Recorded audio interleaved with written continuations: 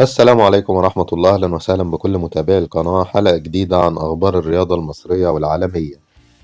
النادي الأهلي يطير إلى السودان يوم 16 فبراير الجاري استعدادا لمواجهة الهلال السوداني في أولى مواجهات دور المجموعات لدوري أبطال أفريقيا. الأهلي يقرر رسميا السفر من السودان بعد مباراة الهلال في دوري أبطال أفريقيا مباشرة إلى أسوان، والعودة بعد ذلك إلى القاهرة بعد مواجهة أسوان في الدوري.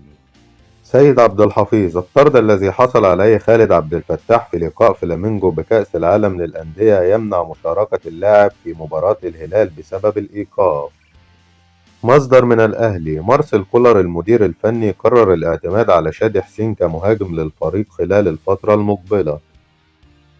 مارسيل كولر طالب اللاعب محمد الضاوي كريستو بالاستمرار في التدريبات بقوة والالتزام والتركيز، مؤكدا أنه أصر على ضمه بعدما شاهده جيدا في النجم الساحلي خلال الدوري التونسي، ووعد اللاعب بالحصول على فرصته في المباريات المقبلة في الدوري المصري وبطولة أفريقيا.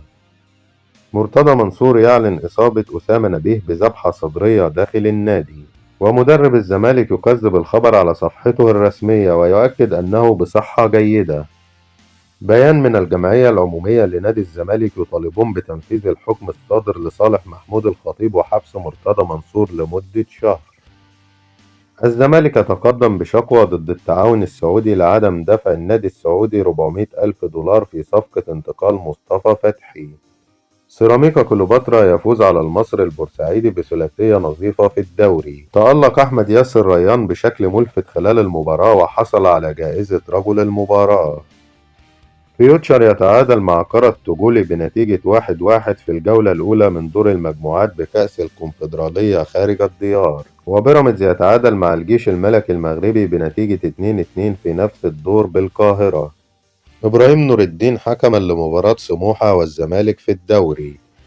الحساب الرسمي لفيفا يتغنى بنجم الأهلي أحمد عبد القادر بعد تسجيله هدفين ببراعة أمام فلامينجو البرازيلي. الأهلي يملك جوهرة في هجومه، تألق في المحفل الأكبر، قادر على المراوغة وقادر على التسجيل، وله من اسمه نصيب، فهو أحمد عبد القادر. مرتضى منصور: الكلاب الضالة اللي شتمتني أنا وأمير في ماتش بوليسداد هيشوفوا مني الوش التاني وهم عارفينه كويس، وبكرة مش هيبقى فيه وجبات، يجيبوا أكلهم معاهم، والمرة الجاية لا هيبقى فيه وجبات ولا هيبقى فيه أتوبيسات.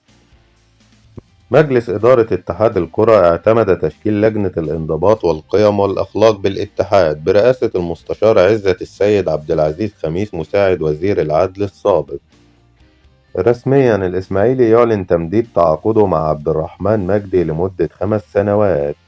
محمد شريف على حسابه الرسمي يعتذر على إهداره الانفراد أمام فلامينجو ويعد الجماهير بتقديم مستوى أفضل خلال الفترة القادمة. خالد مرتجي عضو مجلس إدارة النادي الأهلي على حسابه الشخصي: مهما تحدثت فلن أستطيع أن أصف شعوري بالفخر، إني أهلاوي، الحمد لله على نعمة الأهلي. برشلونة يعزز صدارته للدوري الأسباني بالفوز على فيا ريال بهدف نظيف.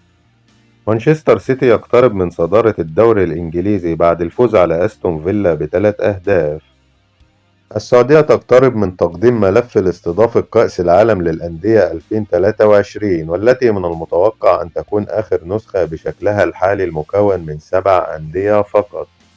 كريم بنزيما: هناك مهاجمون لا يعرفون كيف تلعب كرة القدم، ولا يعرفون كيف تلعب بلمسة واحدة، ولا يعرفون كيف عليهم التحرك في الملعب، فقط يريدون تسجيل الأهداف. انتهت أخبارنا. لو لسه ما اشتركتش في القناة اشترك وفعل زرار الجرس علشان يوصلك كل فيديوهاتنا الجديدة. ادعم الفيديو بلايك، والسلام عليكم ورحمة الله.